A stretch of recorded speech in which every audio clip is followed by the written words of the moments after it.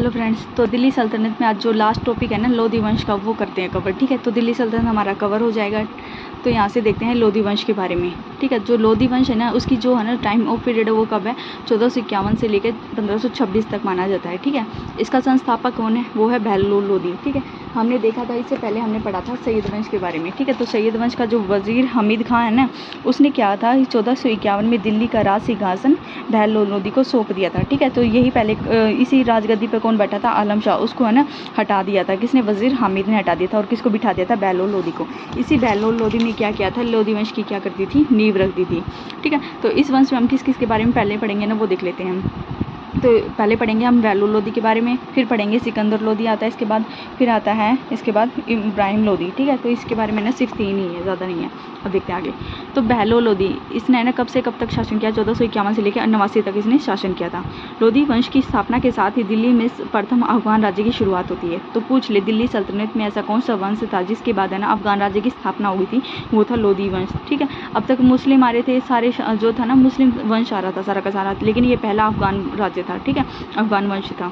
ठीक है, बहलोल नामक सिक्का चलाया था बहलोल लोधी ने। ठीक है, मयनद अली उपाधि धारण की थी। किसने, बहलोल लोधी ने। ठीक है, तो यहाँ से बस इतना याद रखना कि लोधी वंश की नींव रखी थी इसने। ठीक है, और पहला क्या था, अफगान राज्य था।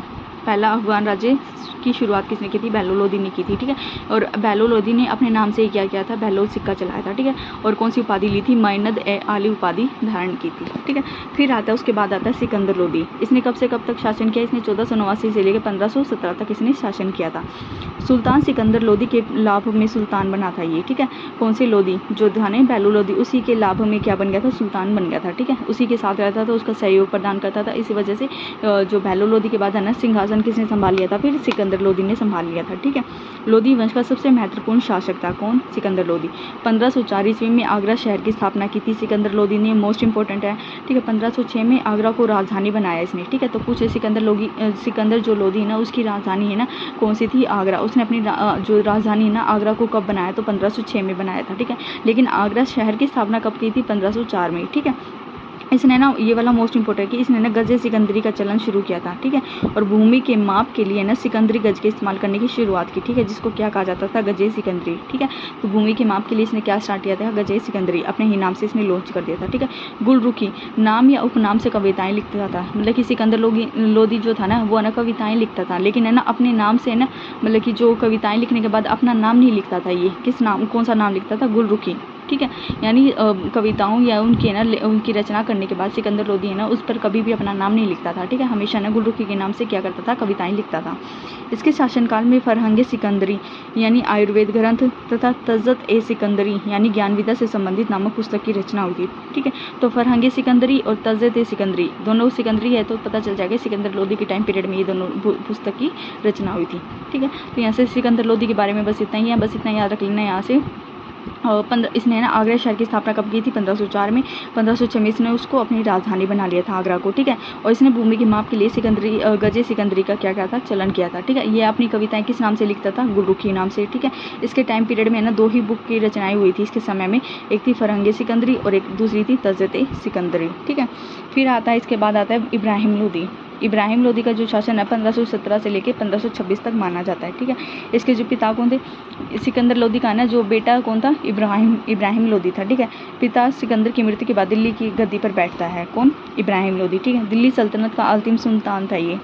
ठीक है, तो इसके बाद जो लोधी वंश है ना, लोधी वंश खत्म होने के बाद दिल्ली सल्तनत बिल्कुल पूरी तरह से खत्म हो जाता है। उसके बाद है ना कौन से वंश की नींव रखी जाती है, फिर मुगल वंश की नींव रखी जाती है। ठीक है, तो इस वंश का ये लास्ट शासक था कौन, इब्राहिम लोधी। इसका ना युद्ध होता है, घटोली का युद्ध कहते हैं जिसको, जो कि 1517 से लेकर 18 के बीच होता है। और किस किस के बीच हुआ था, इब्राहिम लोधी और राणा सांगा के बीच माना जाता है। ठीक है, जिसमें राणा सांगा की जीत होती है और इब्राहिम लोधी हार जाता है। ठीक है, कौन सा युद्ध, घटोली का युद्ध 1517 और 18 में होता है, इब्राहिम लोधी और राणा सांगा के बीच होता है। ठीक है, फिर होता है पानीपत का पहला युद्ध। ठीक है, 21 अप्रैल 1526 को इब्राहिम लोधी और बाबर के बीच होता है, जिसमें इब्राहिम लोधी की हार हो जाती है और बाबर की जीत हो जाती है। यही बाबर आगे चलकर मुगल वंश की नींव रखता है। ठीक है, तो यहाँ से ना ये क्वेश्चन कंप्लीट है। इब्राहिम लोधी के बारे में ज़्यादा कुछ नहीं है, बस इतना ही है। ठीक है, इतना याद रख लेना, ये सिकंदर का पुत्र था ठीक है। दिल्ली सल्तनत का अंतिम सुल्तान, इसके 2 युद्ध है याद रखना, एक तो घटोली का युद्ध, एक पानीपत का पहला युद्ध। ठीक है, पानीपत का पहला युद्ध और घटोली का 1517 में 18 में हुआ, राणा सांगा के साथ हुआ, राणा सांगा ने इसे हरा दिया इब्राहिम लोदी को। फिर पानीपत का पहला युद्ध 21 अप्रैल 1526 को जो बाबर के साथ हुआ था इसका युद्ध। ठीक है, तो बाबर ने भी इसको हरा दिया था। पृष्ठभूमि में मारा जाने वाला पहला मध्यकालीन शासक था। ठीक है, मतलब कि जो इब्राहिम लोदी था ना, इसने जितने भी युद्ध किए हैं ना उसमें ना इसके ना हारी हुई है। ठीक है, यानी कि इस वजह से इसको क्या कहा जाता है कि पृष्ठभूमि में मारा जाने वाला पहला मध्यकालीन शासक था। ठीक है, तो जो पानीपत का पहला युद्ध होता है ना उसमें इब्राहिम लोदी की क्या हो जाती है, मृत्यु हो जाती है। ठीक है, पहली बार तोपों का प्रयोग किया गया था इस युद्ध में।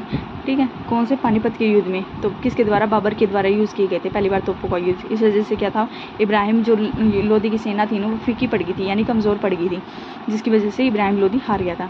बाबर ने इब्राहिम लोदी को पराजित कर मुगल वंश की नींव रखी थी। ठीक है, मुगल वंश की जो स्थापना है ना कब हुई थी, 1526 में हुई थी। किसके द्वारा, बाबर के द्वारा। ठीक है, तो कल से स्टार्ट हो जाएगा बाबर का हमारा। ठीक है, तो बाबर का फिर है ना, बाबर के बाद आता है हुमायूं, फिर हुमायूं के ना बाद आते हैं, इसका जो सीक्वेंस है ना सारा का सारा कर लेंगे हम। ठीक है, बाबर को ना निमंत्रण किसने भेजा था, आलम खां व दौलत खां लोदी ने भेजा था। ठीक है, आलम खां और दौलत खां लोदी ने कहा था कि तुम यहाँ पे आओ और किसको, इब्राहिम लोदी को हरा दो। ठीक है, तो इब्राहिम लोदी को हराने के लिए इसी के जो थे ना दौलत खां, यानी इसका चाचा था, इब्राहिम लोदी का चाचा कौन था, दौलत खां, उसने और आलम खां, इब्राहिम लोदी का आलम खां था इब्राहिम लोदी का चाचा, और ये पंजाब का शासक था कौन, दौलत खां लोदी। ठीक है, तो इन दोनों ने ना बाबर को निमंत्रण भेजा कि तुम भारत आओ और आके है ना इसको इब्राहिम लोदी को क्या कर दो, हरा दो। ठीक है, तो पूछ ले बाबर इब्राहिम लोदी को हराने के लिए ना किस किस ने इनविटेशन दिया था बाबर को, तो वो दिया था इब्राहिम लोदी का एक तो चाचा था आलम खां और एक था पंजाब का शासक दौलत खां लोदी। इन दोनों ने क्या किया था, बाबर को निमंत्रण भेजा था, इनविटेशन कि तुम आओ और इसको हरा दो। ठीक है, तो यहाँ से ये वाला कंप्लीट हो गया है। लोदी वंश के बारे में सिर्फ इतना ही है, ज़्यादा नहीं है।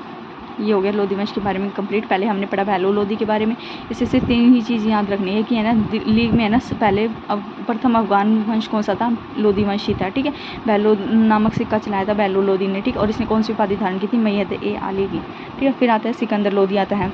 ठीक है, सिकंदर शाह ने क्या किया था, इसने आगरा शहर की स्थापना की थी 1504 में। ठीक है, और 1506 में 2 साल बाद इसने उसी आगरा को अपनी राजधानी बना लिया था। ठीक है, इसने भूमि के माप के लिए गजे सिकंदरी का चलन किया था। ठीक है, अपनी जो कविताएं था ना ये गुलरुखी नाम से लिखता था। ठीक है, इसके शासनकाल में ना 2 है ना मोस्ट इंपॉर्टेंट जो थे ना पुस्तक उनकी रचना हुई थी। एक तो फरंगे सिकंदरी जो कि आयुर्वेद ग्रंथ है, और दूसरी तजते सिकंदरी जो कि ज्ञान विद्या से संबंधित है। ठीक है, फिर सिकंदर लोदी के बाद आता है इब्राहिम लोदी। ठीक है, इब्राहिम लोदी के ना 2 युद्ध याद रखने हैं।